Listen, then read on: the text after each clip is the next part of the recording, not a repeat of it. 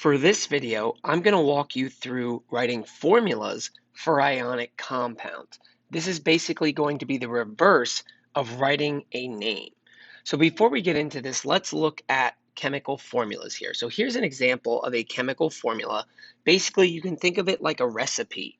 It gives a list of the ingredients here. In this case, it gives us a list of the elements that are going to be in the compound. It gives us the amount of each of these elements, the ratio of the two atoms. For example, in Al2O3 here, there's 2 aluminum for every 3 oxygen. So we know which elements are in the formula, and we know how many of each. So the subscripts here, these small sunken down numbers, those tell you how many there are of each of the individual atoms. So in this case, there are 2 aluminum and 3 oxygen. That's what those subscripts tell you, the number of each of these atoms. And when you see a formula like this, all right, those atoms in the formula are actually bonded together here. And remember, these are ionic because they have a metal and a non-metal, so there's going to be a transfer of electrons involved. So there's 2 types of formulas here for ionic compounds. There's what we call a binary compound. Those are the basic ionic compounds. They're just made of 2 elements. So a metal and a non-metal, a cation and an anion. This here would be an example of a binary compound because it just has 2 individual elements in it. Aluminum, the metal, and oxygen, the non-metal. You also have polyatomic ion compounds, and basically that's when you have more than 2 elements involved because there's a polyatomic ion in the actual formula. So if you were to look at a particular formula and see more than 2 elements, that's telling you that there's a polyatomic ion in it. So those are the 2 types of formulas here that we're going to see. But as we work through this, we're going to actually see how we can write a chemical formula for an ionic compound from the name given. The steps for writing the formula of an ionic compound are actually very straightforward. It's one set of steps. There's not like multiple things you got to do. You do the same thing for every compound that you're going to write the formula of. All right, so these are going to be the steps you're going to do to write the formula for an ionic compound. And then obviously we're going to go and do examples so you can see these steps in action here. All right, but we're going to do what I like to call, just remember, if you're trying to write the formula for an ionic compound, just remember the steps: symbols, charges, crisscross, simplify if you can. All right, S.C.C.S, symbols, charges, crisscross, simplify if you can. So the first thing you're going to do is here, obviously here, you're going to be given a name, all right, in words, and you're going to have to write the formula of that. There's going to be a metal here that's going to be ionic. So the first thing you're going to do when you look at the name is you're going to write the symbol of each element or polyatomic ion from the name. All right, and remember, the cation is always going to be first because that's what's going to be written first in the name. The metal will always be written first, and then the anion. Okay, so literally you just look at the name, and whatever element or ion you see in the name, you're going to write the symbols of them. So symbols is the first step. Write down the symbols. The next step is charges. You have to determine and write the charge on each of the symbols you wrote. So you're going to need to determine the charge on the cation, on the positive, and you're going to have to determine the charge on the anion, the negative. So how do you go about doing that? Well, it depends. There's a couple ways here. If the element was multi-charged, so if the metal in particular in the compound was multi-charged, it's really easy here because the name would have that charge in parentheses as a Roman numeral. So kind of the hard work here to determine the charge of a multi-charged metal is already done because it would be in the Roman numeral, in the parentheses as a Roman numeral. If it's a polyatomic ion, it just keeps its charge, but you need to know the charge of the polyatomic ion. And that's where, this gets interesting. If you don't know your polyatomic ions, it makes it a little bit more difficult here to do the formula of an ionic compound. You have to know the charge of that polyatomic ion so that you can write it down here. If it's any other element here, you would just get it right from the periodic table. All right. If it's not multi-charged, if it's not a polyatomic, you would look at that element on the periodic table, find which column it's in, and that would determine the charge. Okay, so we're going to write the symbol for each element or ion from the name, we're going to determine the charge, and the last thing we're going to do is we're going to crisscross those charges down, and we're going to make them subscripts, the small sunken down numbers here in the formula. Okay, so symbols, charges, crisscross. You're only bringing the numbers down. So if you look at this example here on the right, you can see we wrote down the symbol for aluminum. We wrote down the symbol for oxygen. We got the charge for both of these from the periodic table. Aluminum is 3 plus. He's in the 3 plus column. Oxygen is 2 minus in the 2 minus column here. So we wrote the symbols, we wrote the charges, and then we're going to crisscross down. So the 3 would come down to the oxygen, and the 2 would come down to the aluminum. And notice we only brought the number. We don't bring the plus and the minus here, and that's really important. Do not bring the plus and the minus, just bring the actual number. All right, so you can see now when we write this, the AL would get 2 and the O would get 3. Remember, these are subscripts. They are small sunken down numbers. They're telling you how many of each of the atoms there are here. And then the last step would be to simplify these numbers if possible. All right, so in this case, we brought down a 2 and we brought down a 3. If we could reduce those numbers, if they were the same, they would essentially cancel out. Or if, say, they were both even numbers, they would divide by 2, something like that. That's what we mean by simplify here. But in this case, we brought down a 2 and a 3.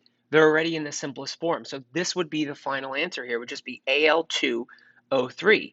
All right, that would be the formula here for aluminum oxide.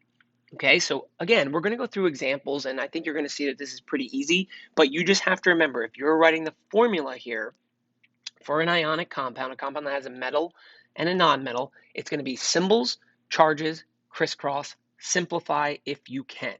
Okay, symbols, charges, crisscross, simplify if you can for writing an ionic formula. Okay, so let's start with an example here. So we want to write the formula for calcium chloride. The first thing I notice here is, all right, there is a metal present. As soon as you see the metal written first, you know that this is an ionic compound, all right? And we're not trying to write the name, we're given the name. We're trying to write the formula.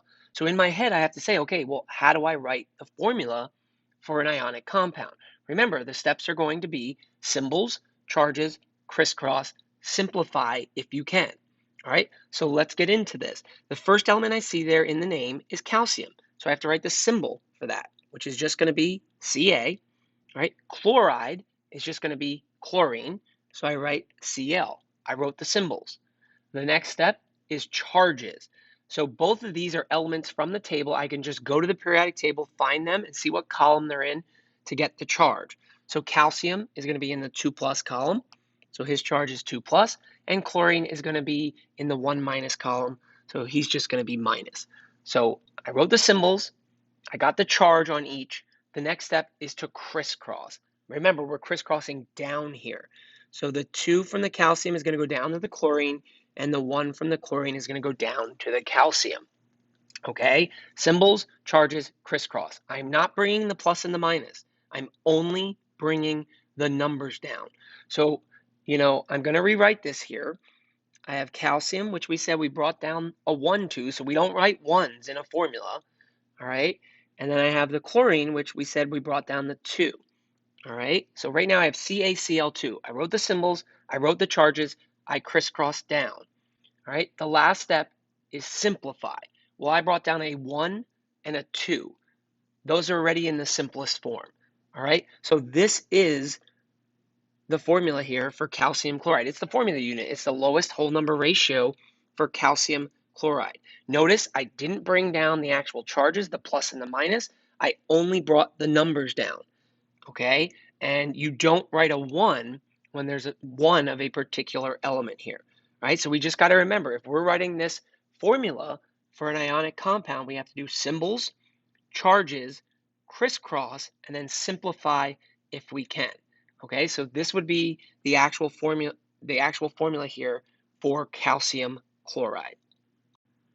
What if a polyatomic ion is present in a particular ionic name and you have to write the formula of it? Well, you're going to follow all previous rules. So you're going to have to do symbols, charges, crisscross, simplify if you can. However, You just need to treat these polyatomic ions as a whole, and you have to put parentheses, all right, whenever you're using a subscript that is greater than 1 here.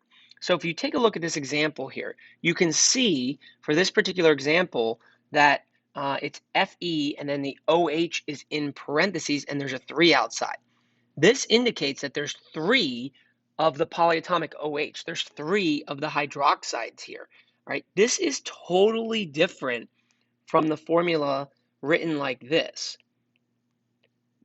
This is not the same thing as what I have written here, okay? This here indicates that there's just 3 of the hydrogens, but the way it's written here with the parentheses, that's indicating that there's 3 of the hydroxides, 3 of the OHs. So you need to be careful with that. The general rule is when you are crisscrossing down and you are bringing a number down to a polyatomic that is greater than 1, you need to put that polyatomic in parentheses.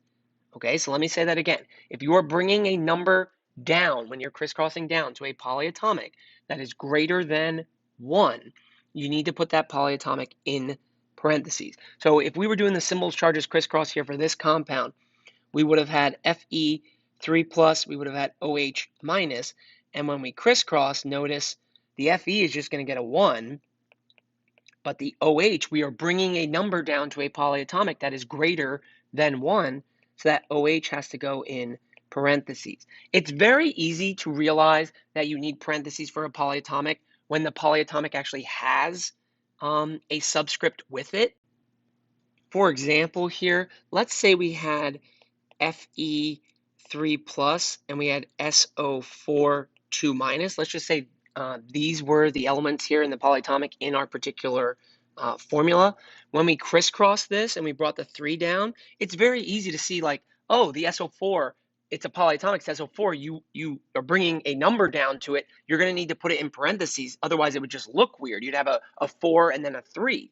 So it'd be very easy to see that this one would need to be something like this, because that 4 was there from the beginning, okay?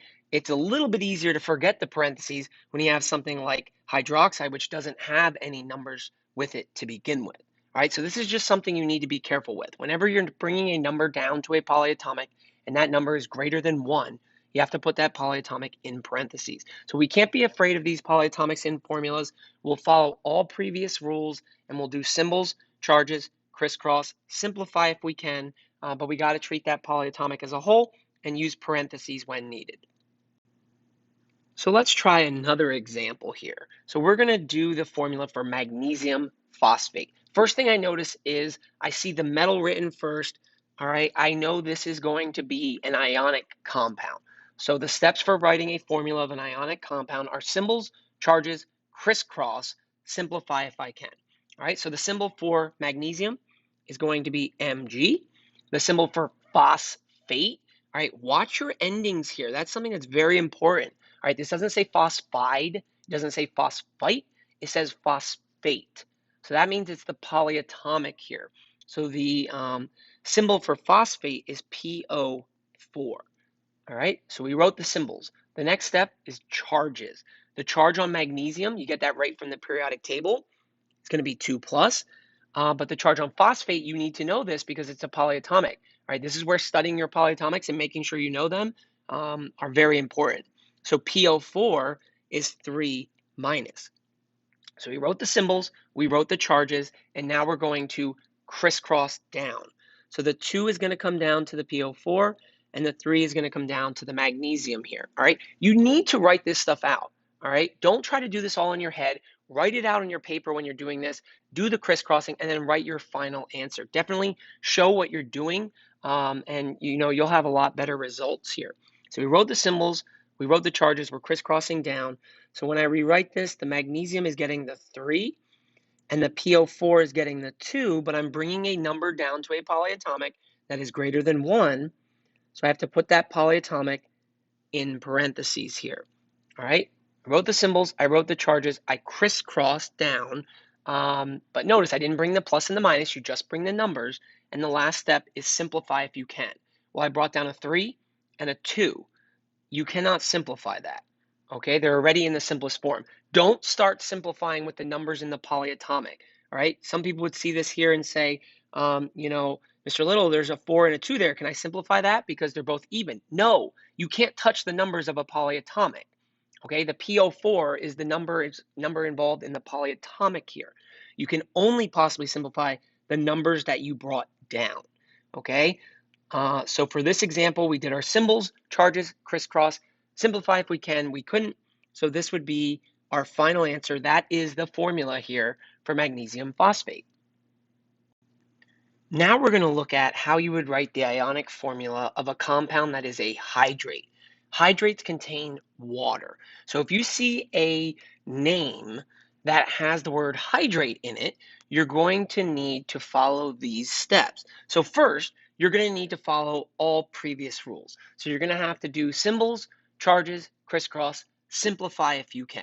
Okay, but remember, these compounds are going to have the word hydrate at the end of them with a prefix that tells you how many water are in this particular compound.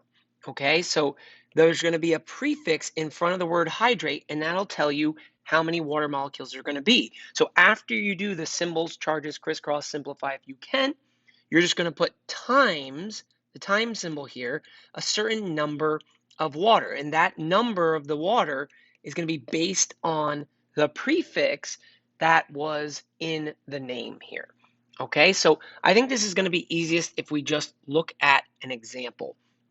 So let's say we want to write the formula here for iron 3 chloride hexahydrate. All right, we see the hydrate part, so we know this is a hydrate. It's going to be an ionic compound because it has a metal in it. All right, so we're going to need to do symbols, charges, crisscross, simplify if we can to write the formula here first. We'll deal with the hydrate part at the end, just don't forget it. All right, so let's just focus on, to begin here, the iron 3 chloride part. So we need to do symbols, charges, crisscross, simplify if we can. So the symbol for iron is Fe, all right? Symbol for chloride is Cl, all right? So we wrote the symbols. Now we're going to write the charges. The iron here is multi-charged. So remember, the work was done for you. The charge of iron is in the parentheses. He's going to be 3 plus. It's right there in the name itself. All right, chlorine, you're going to have to get that charge from the table. He's in the 1 minus column. All right, so we wrote the symbols, we wrote the charges, and now we need to crisscross down.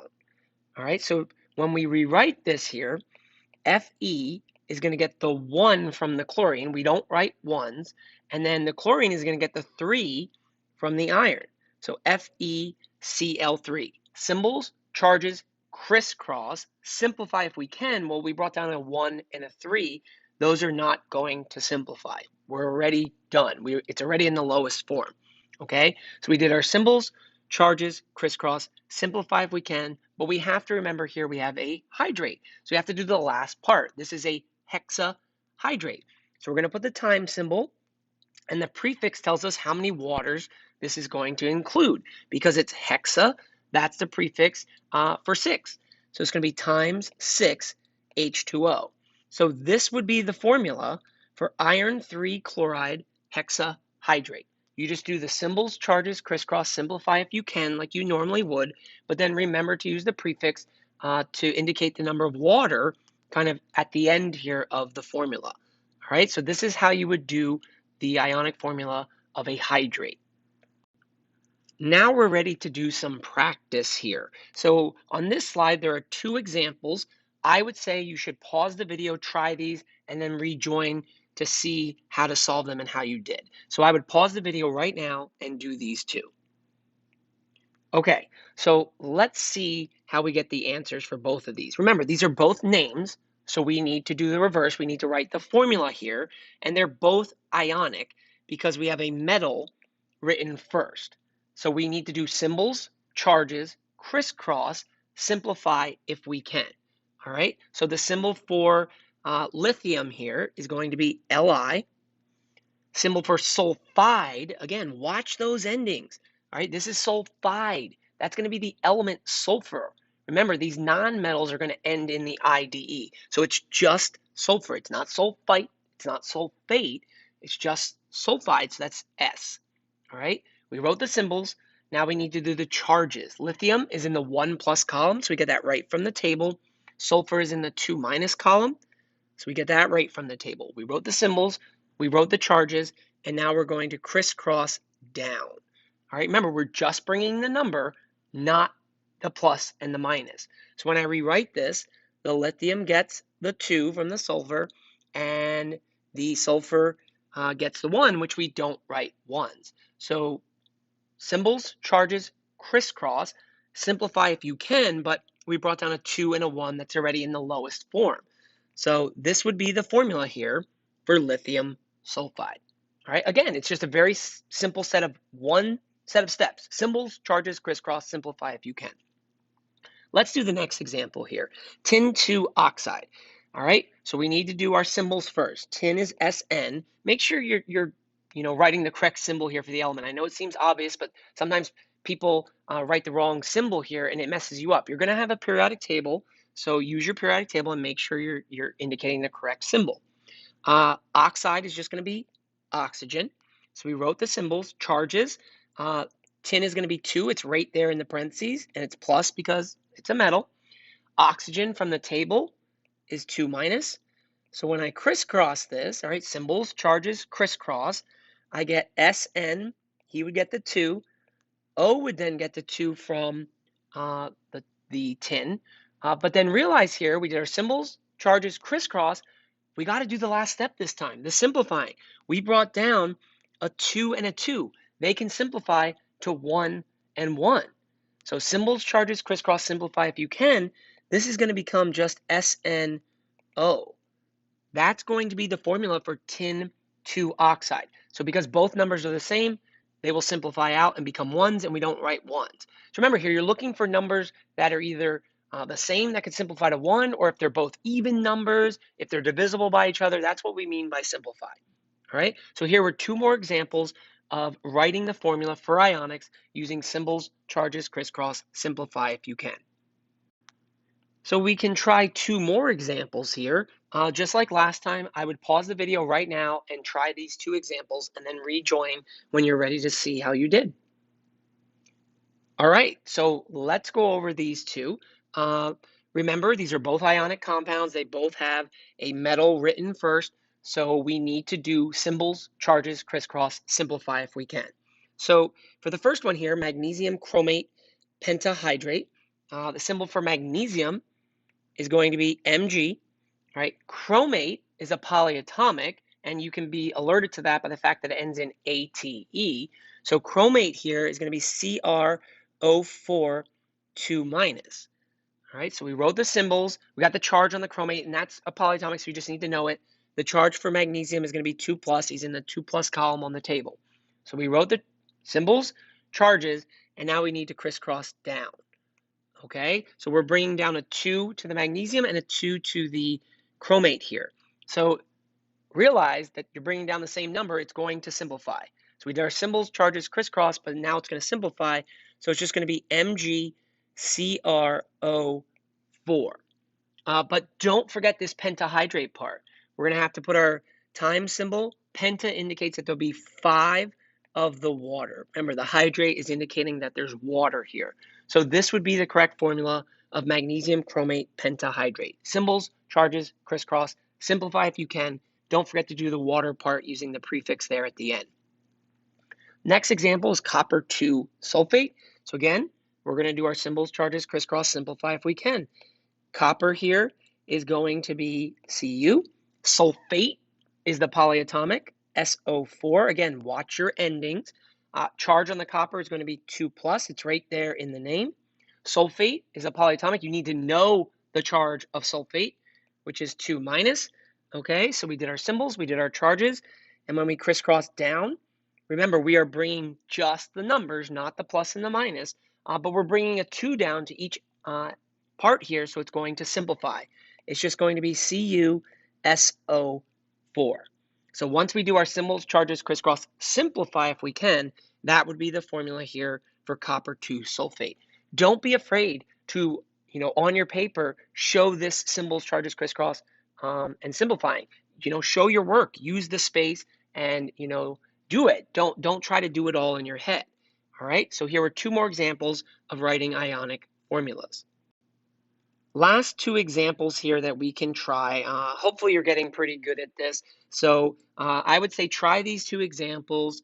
Do your symbols, charges, crisscross, simplify if you can, and then rejoin to see how you did. So pause the video right now. Okay, so hopefully these are the answers that you got for each of these. They both had a metal in it. So we know here that they're going to be ionic, and you have to do your symbols, charges, crisscross, simplify if you can.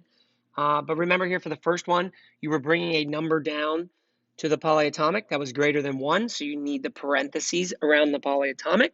Okay, so pay attention to your rules here. But these are two more examples here of these ionic formulas. The good news is just one set of steps when you're doing these ionic formulas.